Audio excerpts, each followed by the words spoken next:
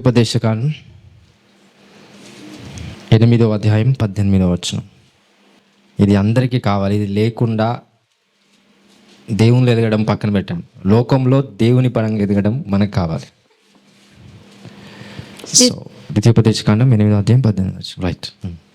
కాగా నీ దేవుడైన యెహోవాను జ్ఞాపకము చేసుకొనవలెను. ఏలైనగా తాను నీ పితరులతో ప్రమాణం చేసినట్లు తన నిబంధనను నేటి వలె స్థాపింపవలెనని మీరు భాగ్యము సంపాదించుకున్నటకై మీరు సామర్థ్యము కలుగజేయవాడు ఆయనే. ఏంటది? నీకు సామర్థ్యము కలుగజే మళ్ళీ చదవండి ఒకసారి. కాగా నీ దేవుడైన యెహోవాను జ్ఞాపకము చేసుకొనవలెను. ఏలయనగా తాను నీ పితరులతో ప్రమాణము చేసినట్లు తన నిబంధనను నేటి వలె స్థాపింపవలెనని మీరు భాగ్యము సంపాదించుకొనుటకై. భాగ్యము అనంటే ధనం, ఐశ్వర్యం సంపాదించుకున్నట్టకై మీకు సామర్థ్యము కలుగజేయువాడు ఆయనే. ఏం చేస్తున్నాడు దేవుడు ఐశ్వర్యం ఇవ్వడానికి? ఇంగ్లీష్లో ఉంటుంది, it is he the lord who gives you the power to get wealth, not money, wealth. So ఈ ధనం సంపాదించుకోవడానికి దేవుడు ఏం చేస్తాడు? అందరు చెప్పాలి. సామర్థ్యాన్ని ఇస్తాం. అందరం ఏం ప్రార్థన చేస్తాం? ధనం ఇవ్వమని ప్రార్థన చేస్తాం. దేవుడు ఆ ప్రార్థనకి జవాబు కాదు అసలు. ఆ ప్రార్థనే తప్పు.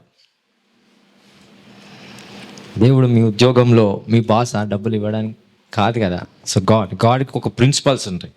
గాడ్కి కొన్ని లాస్ ఉంటాయి, అంటే కొన్ని ఆజ్ఞలు ఉంటాయి. దాన్ని బట్టే దేవుడు పనిచేస్తాడు. దాని సర్కంఫరెన్స్ అని అంటారు. అంటే దేవుడు ఒక మాట చెప్తే ఆ మాటలోనే ఆయన వర్క్ అవుతాడు.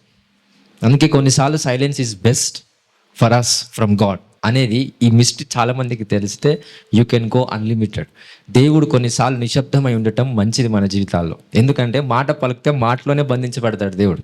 మాట పలకకపోతే ఆయన బంధించబడలేని వాడై నీ జీవితంలో పనిచేస్తాడు. సో ఇక్కడ కూడా కొన్ని లాస్ ఆల్రెడీ చెప్పేశాడు. ఆ ప్రిన్సిపల్స్ ఏంటంటే దేవుడు మనము ఐశ్వర్యాన్ని సంపాదించుకోవటానికి ఏం కలగజేస్తాడు? ఐశ్వర్యాన్ని కలగజేస్తాడా? సామర్థ్యాన్ని. సో మనం చేసే ప్రార్థన ఇది ఒక రకమైన ప్రార్థన. ఈ విషయం ఒక 5 minutes మాట్లాడి దానికోసం ప్రార్థన చేద్దాం. అందరు ఆర్థికంగా బలపడాలా లేదా? రైట్. ఎంతమందికి ఆశ ఉంది బలపడొద్దు అని? ఏం డబ్బులు అన్నీ వేస్ట్ రా అని అనుకుంటారా? అనుకోవద్దు కూడా. దయచేసి కొన్ని వాక్యాలు ఉంటాయి, అసలు దాని గురించి ఆలోచించొద్దు, డబ్బుల గురించి ఆలోచించొద్దు, దేవుడే ఇస్తాడు, ఇవంతా తప్పు పోదా. దేవుడే ఇస్తాడు అని ఆ వాక్యాలు విని ఆడు ఇంటర్నోడు చెప్తున్నాడు. నో, అది కరెక్ట్ రైట్ కాదు.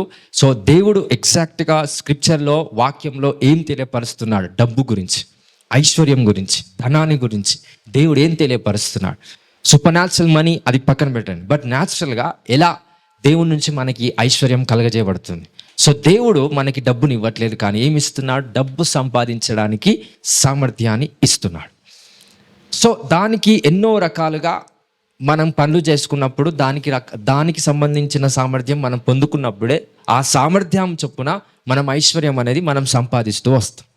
అయితే చాలామంది ఏంటంటే దేవుని నమ్మినం, మనకు ఏది అచ్చుబాటు రావట్లేదు, ఆర్థికంగా ఏం జరగట్లేదు అనే ఆలోచన ఎంతమందికి వచ్చింది? వస్తూ ఉంటుంది. సో నేను దేవుని నమ్మినా నా జీవితంలో ఆర్థికంగా ఏది కూడా జరగట్లేదు, నా జీవితంలో ఐశ్వర్యం లేదు అని అంటూ ఉంటాం. నేను మళ్ళీ చెప్తున్నా, దేవుడు డబ్బులు ఇవ్వడు, దేవుడు ఐశ్వర్యాన్ని ఇవ్వడు. దేవుడు ఏమిస్తాడు? సామర్థ్యం ఇస్తాడు. ఆ సామర్థ్యం పొందుకునే ప్రాసెస్ ఏంటి? ప్రార్థనలో సామర్థ్యం వస్తుందా? పరిస్థితుల ద్వారా సామర్థ్యం వస్తుందా? పరిస్థితుల ద్వారా. ఇవన్నీ మీకు తెలిసినట్టే మాట్లాడతారు, మరి పరిస్థితి వచ్చినప్పుడు అది గుర్తుకు రాదు. పరిస్థితి వచ్చినప్పుడు దేవుడు నాకు ఎందుకో ఇస్తలేడో ఏమో, డబ్బులు రావట్లేదు, దేవుడు నమ్మినా నాకు ఏం అవ్వట్లేదు. వాక్యం చదివితే ఎందుకు అవ్వట్లేదు అనేది నీకు అర్థమవుతుంది. సరే, కొన్ని వాక్యాలు చూద్దాం.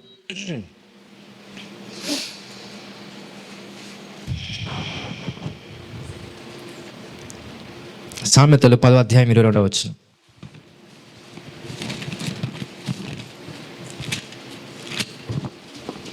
యెహోవా ఆశీర్వాదము ఐశ్వర్యమిచ్చును, నరుల కష్టము చేత ఆ ఆశీర్వాదము ఎక్కువ కాదు. రైట్. దేవుడు ఆశీర్వదిస్తే ఏమొస్తుంది? దేవుడు ఐశ్వర్యం ఇవ్వడు. దేవుడు ఏమిస్తాడు? ఆశీర్వాదం ఇస్తాడు. మనకేమొస్తుంది? ఐశ్వర్యం వస్తుంది. అందుకే ఐశ్వర్యం ఉన్నప్పుడు ఆశీర్వాదం అనొద్దు. ఆశీర్వాదం నుంచి ఐశ్వర్యం వస్తుంది, ఐశ్వర్యం నుంచి ఆశీర్వాదం రాదు. సో ఇక్కడ దేవుడు ఏం చేస్తున్నాడు? బ్లెస్సింగ్, ఆశీర్వదిస్తున్నాడు. ఆశీర్వదిస్తున్నప్పుడు ఏమవుతుందనంటే అవకాశాలు వస్తూ ఉంటాయి. ఆశీర్వాదం ఇస్తున్నప్పుడు నూతన పరిచయాలు పెరుగుతుంటాయి. ఆశీర్వాదం ఇస్తున్నప్పుడు తెలివితేటలు పెరుగుతాయి. ఆశీర్వాదం ఇస్తున్నప్పుడు మనకు కావాల్సిన చదువును, విద్యను, జ్ఞానాన్ని బోధించే వాళ్ళు మన దగ్గర ఉంటారు. ఆశీర్వదిస్తున్నప్పుడు డబ్బు రాదు, ఏమొస్తాయి? అవకాశాలు వస్తాయి. వీటిని మనం సద్వినియోగం చేసుకున్నప్పుడు ఏమొస్తుంది? ఐశ్వర్యం వస్తుంది. సో దేవుడు ఆశీర్వదిస్తే ఐశ్వర్యం వస్తుంది. తర్వాత నరుల కష్టాజీతము ఏం చేస్తుందంట? మనం కష్టపడినప్పుడు ఏమవుతుంది? ఆశీర్వాదం చదవండి ఒకసారి. ఎక్కువ అవుతుందా తక్కువ అవుతుందా? నరుల కష్టము చేత ఆ ఆశీర్వాదము ఎక్కువ కాదు. ఎక్కువ కాదు. నెలకు 30,000 జీతం అంతే ఉంటుంది, అది ఎక్కువ కాదు. మా అంటే 40-50. అంటే ఎవరు ఆశీర్వదించాలి? దేవుడు. నిజంగా మనం ఆశీర్వదించబడ్డామా దేవుని చేత ఆర్థికంగా అంటే లేదు.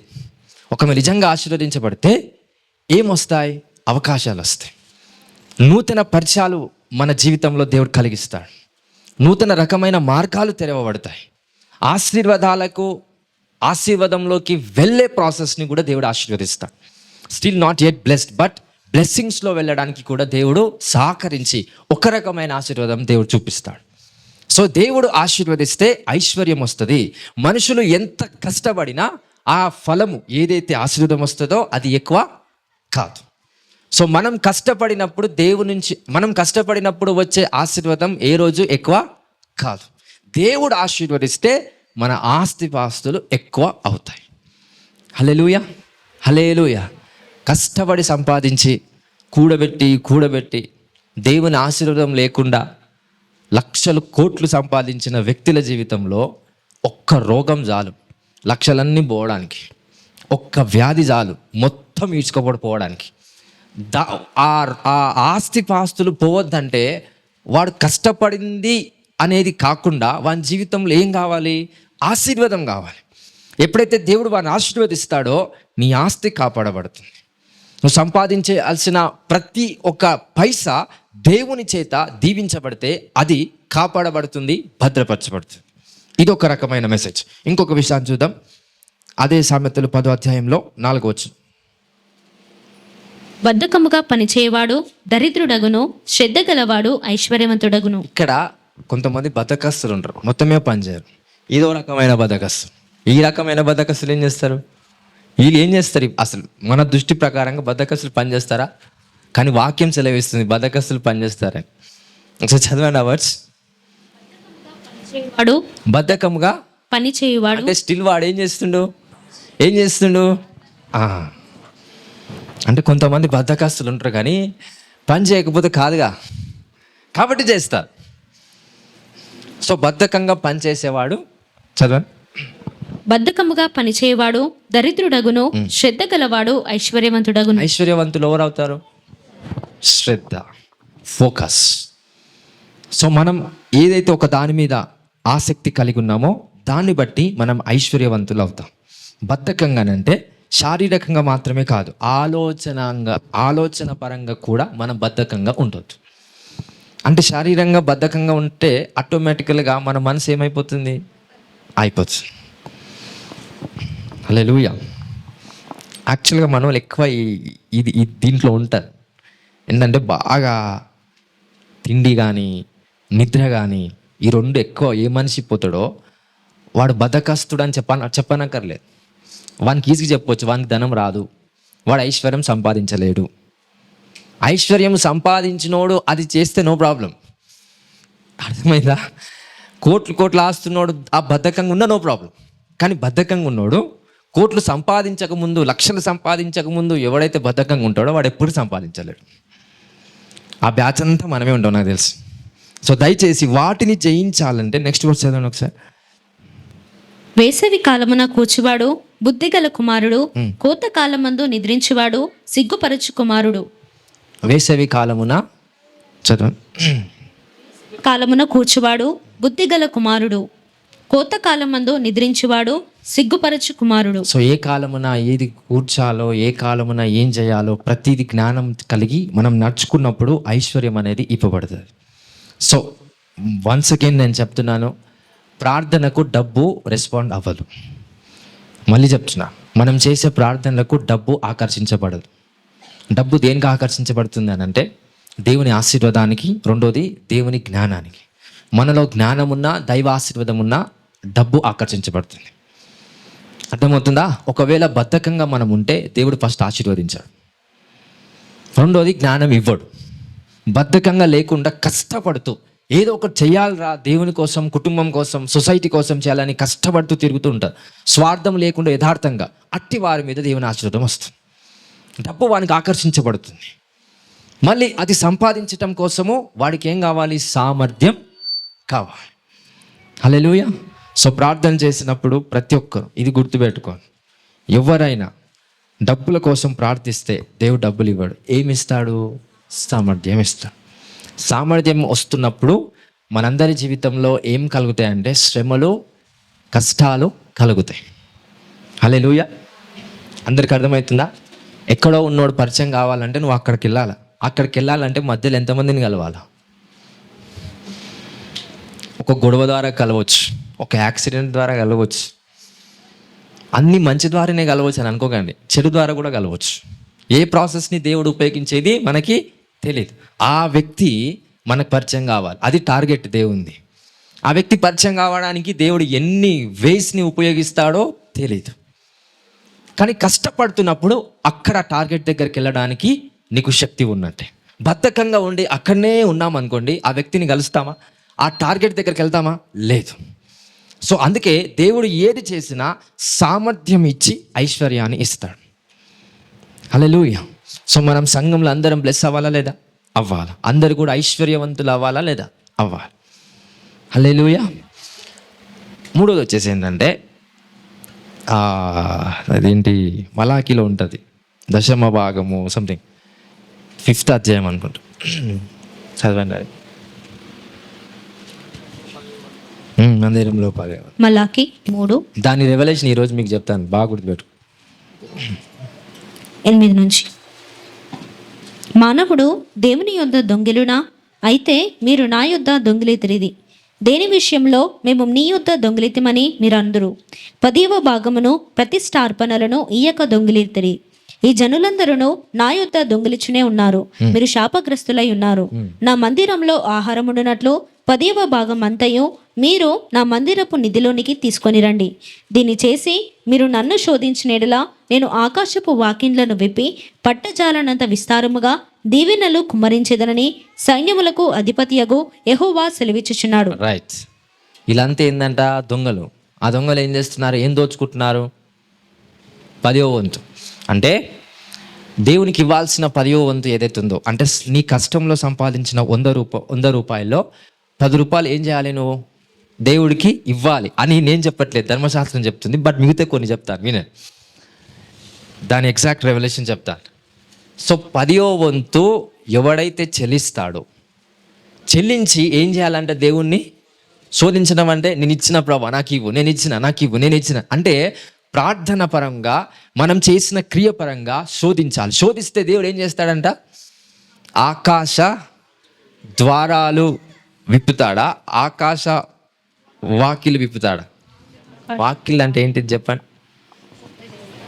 ఏంటిది అసలు వాకిల్ అంటే ఏంటిది చెప్పండి? విండోస్ అయినా? రైట్. ఏం తెరుస్తాడంట దేవుడు? 10వ భాగం ఇచ్చినోడికి ఇవి అంటే పరలోకం అనుకోండి, ఇవి కిటికీలు తెరుస్తాడంట. దొంగోడు ఆడికించి రాడండి, వీడికించి వస్తాడు. అందుకే కింది వచ్చిన వాళ్ళన్నీ కూడా దొంగలు దొంగలు దొంగలు అని అని అని మీరు దొంగలాగా చేస్తున్నారు, దొంగిలిస్తున్నారు, మీరంతా దొంగలు అని అని అని నేను కూడా ఆశీర్వాదాన్ని ద్వారం నుంచి ఇవ్వను, కిటికీలకేం చేస్తానని. ఎవరు వాళ్ళంతా? 10వ భాగం ఇచ్చేవాళ్ళు. మరి ద్వారం కించి ఇచ్చేవాళ్ళు ఎవరు? 10వ భాగానికి మించి చేస్తారు చూసారా?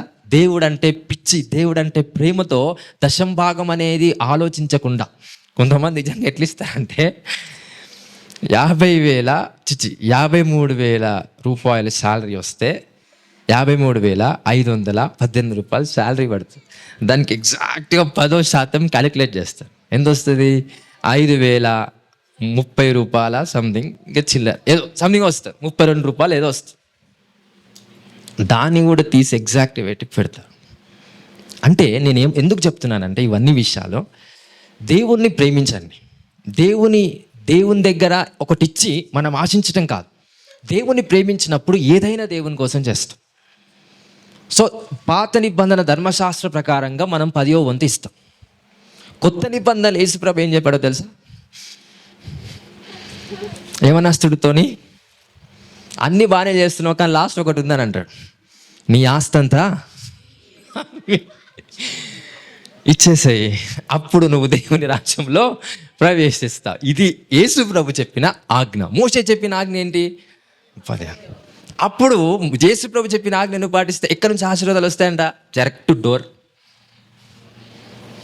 లేకుంటే కిటికీలకని విసురుతాడంట.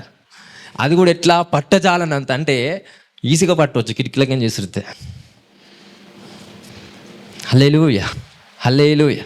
అందుకే యేసుక్రీస్తు ప్రభు అంటాడు, నేనే మార్గం, I'm not window, I'm the door, I'm the way. Hallelujah. ప్రకటనలు అంటాడు, నేను వచ్చి నీ తలుపును, విండోస్ని కాదు, తలుపును. అంటే జీసస్ క్రైస్ట్ ఎక్కువగా 99% దేని మీద ఫోకస్ చేశాడంటే డోర్, వే, మార్గం, డోర్ మీద ఫోకస్ చేశాడు. మోషే మొత్తం దేని మీద ఫోకస్ చేశాడు? కిటికీల మీద ఫోకస్ చేశాడు. బికాజ్ ఇట్స్ అ లా. ఎందుకు? పరిమితమైనది ఏదైనా కిటికీ నుంచే పోవాల్సింది, అపరిమితమైనది ఏదైనా ద్వారం నుంచి పోవాల్సింది. సో దేవుణ్ణి ప్రేమిస్తే దశంభాగం ఆలోచించవండి, you can give more than that. Hallelujah. దానికి మించి నువ్వు ఇచ్చేస్తావు దేవుడికి. ఎప్పుడైతే ఆ విధంగా ఇస్తావో దైవ ఆశీర్వాదం వారి మీదకి ప్రాప్తించబడుతుంది. హల్లెలూయా. ఎందుకు అని అంటే, ఎందుకు చెప్తాను బాగా వినండి, ఎందుకు దేవుడికి ఇవ్వాలనేది కూడా చెప్తా. ఏ డబ్బైనా పరిశుద్ధంగా మన చేతికి వస్తుంది. నిజం చెప్పండి, అందరికీ చెప్పేశారు, మన చేతికి డబ్బు పరిశుద్ధంగా రాదు. మనం చేసే పనులలో ఏదో స్వార్థం ఉంటుంది, ఇల్లీగల్ ఉంటుంది, అపవిత్రమైన పనులు ఉంటాయి, అన్నీ ఉంటాయి. ఎవ్వడు కూడా పరిశుద్ధమైన పని చేయడు. దేవుని పని తప్ప ఈ భూప్రపంచంలో ఏ పని కూడా పవిత్రమైన పని కాదు. ఇది మాత్రం షూర్. గవర్నమెంట్ వర్క్ చేస్తాం, ఎవ్వరి లంచాలు తీసుకోరా చెప్పండి. ఎవరి ఏ ఒక్క రూపాయి కూడా మనం పరిశుద్ధంగా చేసి అది మనలోకి వస్తుందా? రాదు. హల్లెలూయా, హల్లెలూయా. తిట్టుకుంటూ గులుక్కుంటూ పనులు చేస్తాం, దాని ద్వారా వచ్చే డబ్బు ఆశీర్వాదం అది కాదు, అది అపవిత్రమైనది. ఏ డబ్బు పవిత్రమైనది అంటే నిస్వార్థంగా చేసి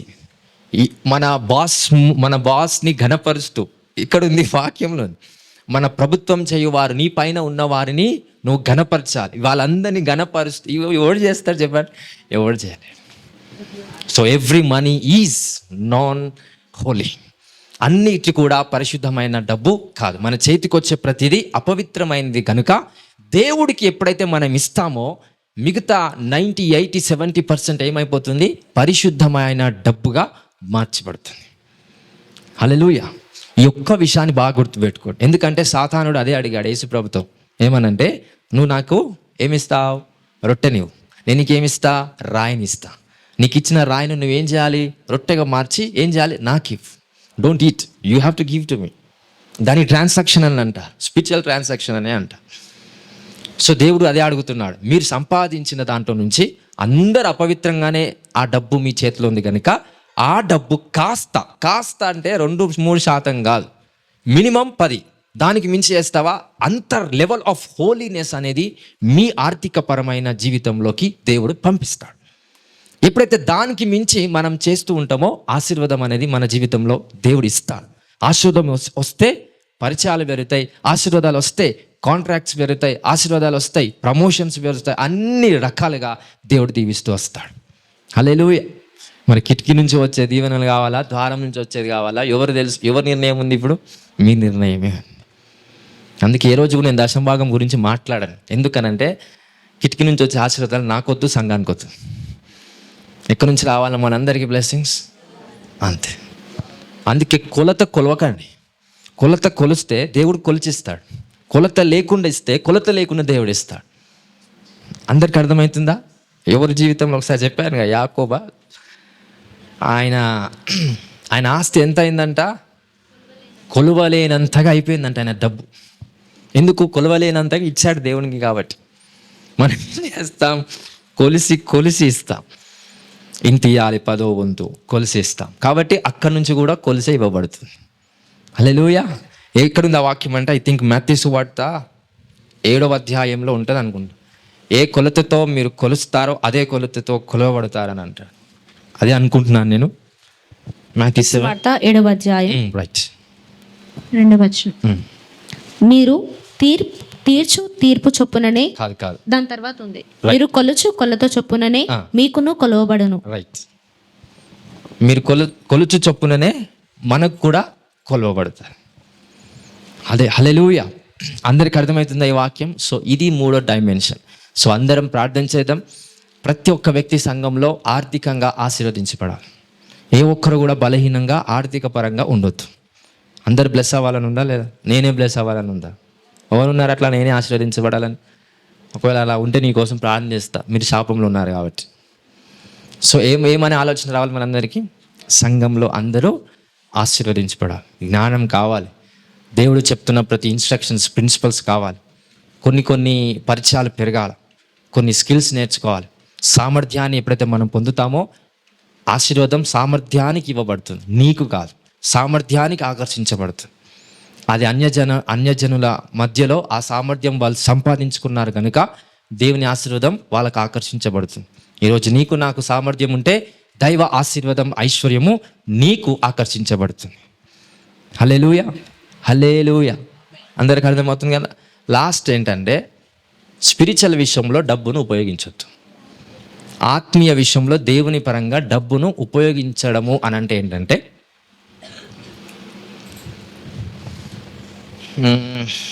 దేవుడు నీకు జీవితంలో ఒక కార్యం జరగాలంటే డబ్బును దేవుడికి ఇవ్వకండి. ఓకేనా? అంటే కరెక్ట్ మీ ఇన్ఫర్మేషన్ మీకు వస్తుందో రావట్లేదో చెప్తున్నా. నీ జీవితంలో ఒక అద్భుతం కావాలి, నేను కానుకిస్తే దేవుడు చేస్తాడేమో అనే ఉద్దేశంతో డబ్బులు ఇవ్వకండి. దేవుని కానుకలో ఇవ్వకండి. అందరికి అర్థమైంది కదా? మళ్ళీ చెప్పమంటారా? అందరికి అర్థమైందా? నా జీవితంలో దేవుడు నాకు ఏదైనా చెయ్యాలి కాబట్టి నేను దేవునికి ఒక 500 1000 రూపాయలు ఇస్తా అనే ఆలోచన నీకు రావద్దు. ఒకవేళ నిజం, ఒకవేళ ఆలోచన ఉంటే దేవుడు డబ్బుకు అమ్ముడుపోతున్నాడు అనే ఆలోచన ఉన్నట్టే. అందరికి అర్థమవుతుందా? సో దేవుడు డబ్బుకు అమ్ముడుపోయేవాడా? కాదు. ఒకవేళ పోయేవాడని నమ్మితే దేవుడికి డబ్బులు ఇచ్చి ఆయన నుంచి ఒకటి ఆశిస్తాం. తప్పు. దేవుణ్ణి ప్రేమించండి, విశ్వాసం పెట్టండి. దేవుడు కార్యం జరిగించాలంటే నాకు విశ్వాసం కావాలనేటట్టు ఆలోచనను ఒత్తిపట్టండి. అంతేకాని డబ్బులు ఇస్తే దేవుడు నా కార్యం చేస్తే అనకండి. డబ్బులు ఎందుకు ఇస్తాం? దేవుని మందిరానికి. దేవుని మందిరం కట్టబడాలా, సంఘం క్షేమాభివృద్ధికి వెళ్ళాలా. ఏమనుంది వాక్యంలో? ఆహారము సంఘములో ఉండునట్లు ఐశ్వర్యాన్ని ఆ సన్నిధికి తీసుకొని రావాలని ఉంటారు. ఎన్నో ఖర్చులు ఉంటాయి. సువార్త ప్రకటించడానికి ఎన్నో ఖర్చులు ఉంటాయి. అవన్నీ కొంతమందికి తెలియవచ్చు, కొంతమందికి తెలియకపోవచ్చు. అవన్నీ కూడా మనము ఒక్కొక్క రూపాయి తలా వంతు వేసుకుంటేనే దేవుని పని జరుగుతుంది. నేను ఒక్కరు నా పని చేయగలుగుతానా? చేయలేదు. మీరు ఒక్కరు చేయగలుగుతారా? చేయలేదు. అందుకే దేవుడు సంఘంగా చేసి అందరూ తలా 1 రూపాయి వేసుకొని దేవుని పని చేసినప్పుడే అది సక్రమంగా జరుగుతుంది. అంతేగాని దేవుడు డబ్బుకు అమ్ముడుపోయేవాడు కాదు. సో నేను 1000 రూపాయలు దేవుడి మందిరానికి ఇచ్చి, దేవుని సన్నిధికి ఇచ్చి, దేవా నాకు ఈ కార్యం చెయ్యమన్నావా, ఎవడొస్తాడంటే సాతాను వచ్చి కూర్చుంటాడు నీ పైన. ఎందుకు? దేవుణ్ణి ఏ విధంగా చేసాం మనం అట్లా అన్నప్పుడు? డబ్బుకు అమ్ముడుపోయేవాడినిగా చేస్తాం దేవుడు.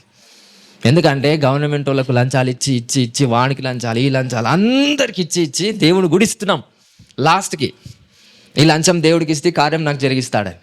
సో ఇట్లాంటిది అందరూ మానేసి, సో మనం ప్రార్థన పూర్వకంగా విశ్వాస సహితమైన ప్రార్థన రోగాన్ని స్వస్థపరుస్తుంది. కానీ ఎవడికో డబ్బులు ఇస్తే వాడు ప్రార్థన చేస్తే రోగం స్వస్థపరచబడుతుందని అంటే తప్పు. No expectation of the money. అట్లాంటి వాళ్ళంతా ఏడుకొతారంట. మత్తయి 7వ అధ్యాయం 21వ వచనం ప్రకారంగా యేసయ్య నీ నామంలో అద్భుతాలు చేశాను, నీ నామంలో ప్రవచించాను, నీ నామంలో స్వస్థత కార్యాలు చేశానంటే యేసు ప్రభు ఏమంటాడు? అక్రమము చేయవారులారా నా ఇద్దరు నుండి వెళ్ళిపోండి. అంటే ఏం అక్రమం చేశారు వీళ్ళంతా? డబ్బులు తీసుకొని సేవ చేశారు. సేవ ఎందుకు చేస్తున్నారు? డబ్బుల కోసమే. సో డబ్బుల కోసం చేసే సేవ అంతా దేవుని సంబంధమైనది కాదు.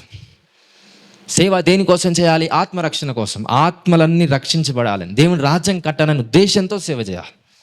బయట అలానే ఉందా?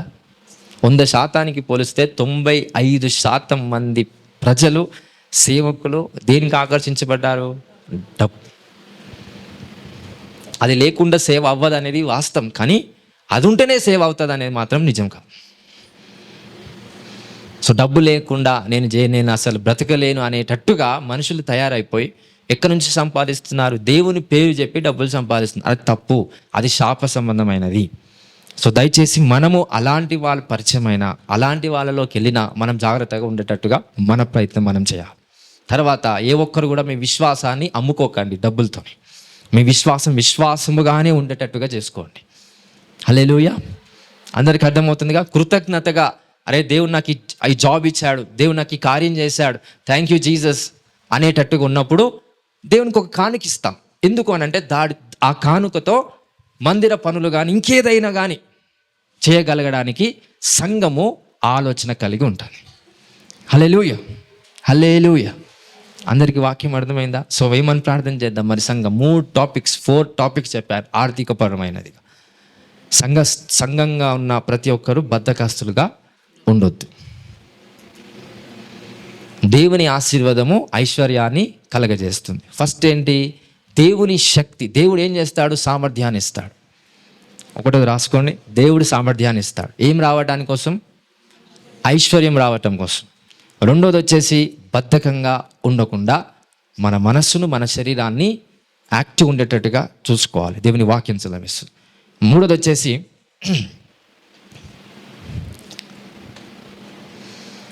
రెండోది రాసుకున్నారుగా.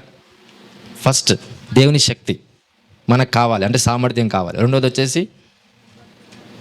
ఏం రాసుకున్నారు? రెండోది బద్ధకస్తులుగా మనము జీవించకుండా ఉండాలి.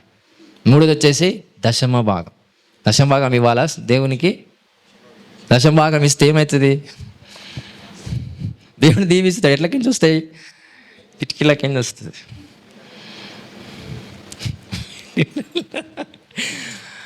మన దయ దేవుడు ఉంటే వెంటిలేటర్ కింద ఇస్తాడేమో నాకు తెలిసి. కొన్నిసార్లు దేవుడు వెంటిలేటర్ కింద ఇస్తాడంట. సో మనందరికీ ఇక్కడ నుంచి రావాలి ఆశీర్వాదాలు. By the way of the Lord. Yesu ప్రభే మార్గం కనుక ఆ మార్గం నుంచి రావాలి. దొంగలకు ఐశ్వర్యం వస్తారు, దొంగలకు ఐశ్వర్యము దొంగతనంగానే వస్తుంది. But we are the people of light. So దశం భాగము కాకుండా దేవుణ్ణి ప్రేమించిన మనం అందరము దానికి మించి దేవుని కార్యంలో మనం పాలు పంచుకోవాలి. నాలుగోది వచ్చేసి లాస్ట్ ఏం చెప్పాం? దేవుడు విషయంలో మనం డబ్బును ఇన్వాల్వ్ చేయొద్దు. దేవుని ఒక కార్యం అడుగుతున్నామంటే నీ విశ్వాసాన్ని చూపించు దేవుడికి, కానీ డబ్బును కాదు చూపించేది. హల్లెలూయా. ఏం అడిగాడు యేసయ్య ప్రతిసారి? నీకు స్వస్థత రావాలంటే నువ్వు నా డబ్బులు అన్నాడా, నీకు విశ్వాసం ఉందని అడిగాడు? విశ్వాసం ఉందా అని అడిగాడు. ఈరోజు అందరు ఏం అడుగుతారు? డబ్బులు ఉన్నాయా అని అడుగుతున్నారు. అది కరెక్ట్ కాదు. హల్లెలూయా. అందరికి ఏం కావాలి? దేవుని నుంచి వచ్చి ఏదైనా పొందుకోవడం కోసం మనకేం కావాలి? డబ్బులా, విశ్వాసమా? విశ్వాసం. Faith is needed for everything to receive from God. So ఆ విశ్వాసం మనం కలిగేటట్టుగా, విశ్వాసాన్ని అమ్ముకోకుండా డబ్బులకు లేకుంటే దేవుణ్ణి డబ్బుకు లోబడ్డాడు అనే నమ్మకం మనకి రాకుండా విశ్వాసానికి దేవుడు పనిచేస్తాడనేటట్టుగా మనం ఉండే విధంగా ప్రార్థన చేద్దాం. ఈ 4 కోసం ప్రార్థన చేద్దాం. సంఘం అంతా ఈ రీతిగా బ్లెస్ అయ్యేలాగా మనం ప్రార్థన చేద్దాం. అందరి మోకాలు మోకరించినట్లయితే let all of us pray.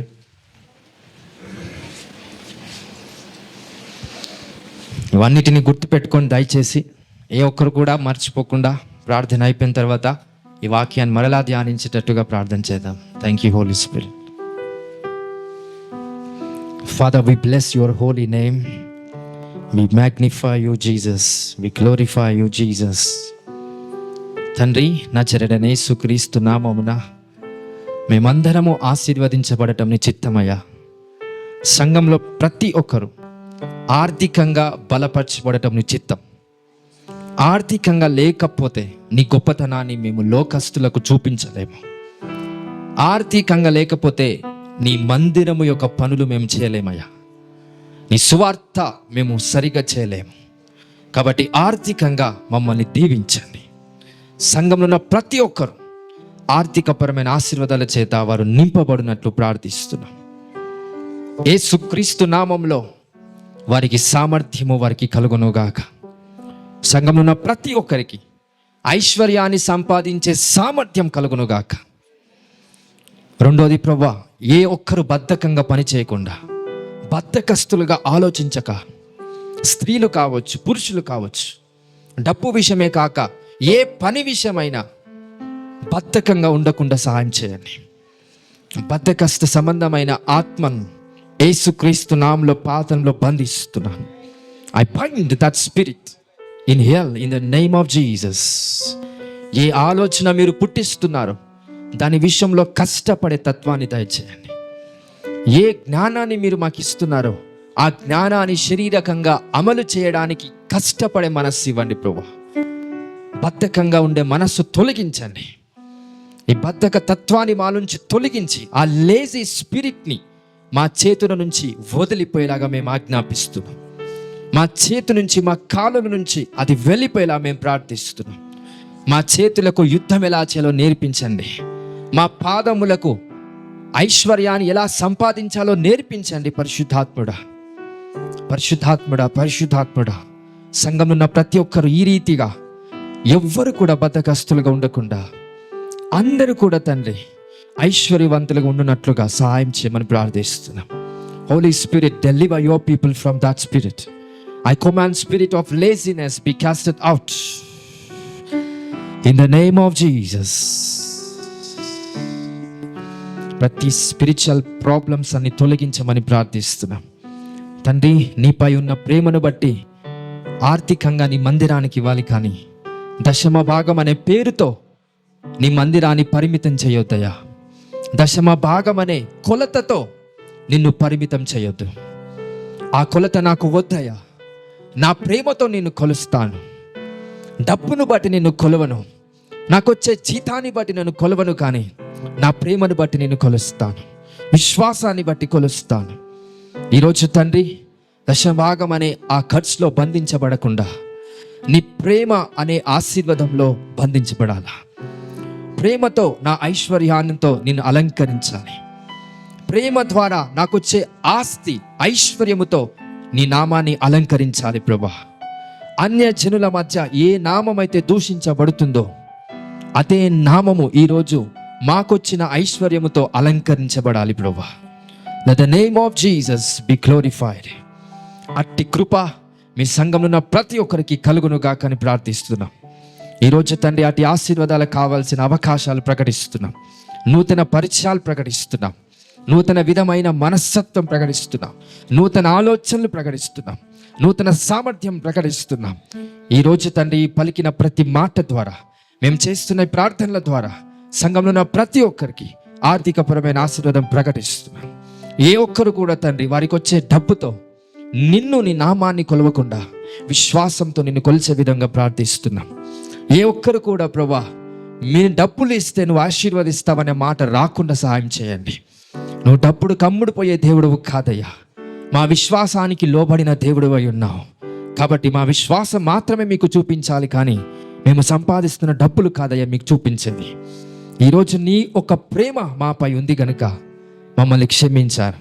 ఒకవేళ అలాంటి తప్పు ఏది చేసినా క్షమిస్తున్నందుకు వందనాలు చెల్లిస్తున్నాం. మరలా అట్టి తప్పు నీ ఆజ్ఞను మీరి చేయకుండా మాకు కృప చూపమని, ఆర్థిక పరమైన శక్తిని ప్రతి ఒక్కరికి సంఘంలో ఉన్న వారికి దయచేయమని, సకల విధములైన అవకాశాలన్నీ కూడా యేసుక్రీస్తు నామంలో కలిగేలా ప్రార్థిస్తున్నాం. సంఘంలో everyone be blessed father. I command blessing in the name of Jesus. మీరు ఆశీర్వదిస్తే తప్ప ఐశ్వర్యము రాదయ్యా.